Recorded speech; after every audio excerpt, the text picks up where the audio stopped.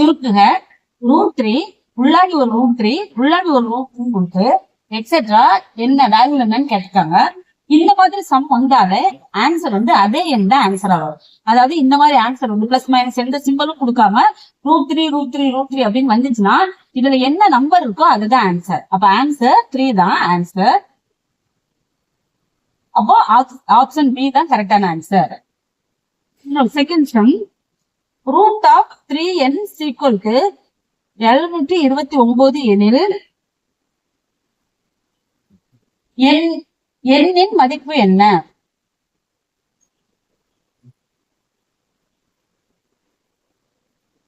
இந்த சம்ல ரூட்டுக்குள்ளாடி 3n இருக்கு. = 729 எனில் எண்ணின் மதிப்பு கேட்டிருக்காங்க.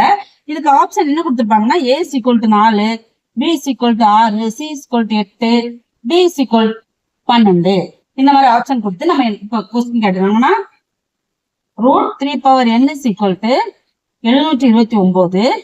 இந்த 3n இந்த ரூட்டை 1/2 எழுதுறோம். இந்த ரூட்டை 1/2 போட்டு 7 to 9 திருப்பி இந்த எண்ணை கொண்டு உள்ள பெருக்கும் போது 3n/2 = 7 to 9. இப்ப இந்த அடிமானம் 3 இருக்கு. அப்ப 3 அடிமானம் வர்ற மாதிரி இந்த நம்பர் மாத்தணும்.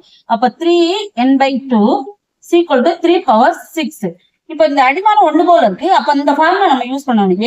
m = a/n. அப்ப m = n. இந்த ஃபார்முலா யூஸ் பண்ணி நம்ம இந்த சம்ம எழுதும் போது n/2 = 6. அப்ப n = 6 × 2 = 12. ஆன்சர் 12. அப்போ ஆப்ஷன் டி தான் கரெக்டான ஆன்சர்.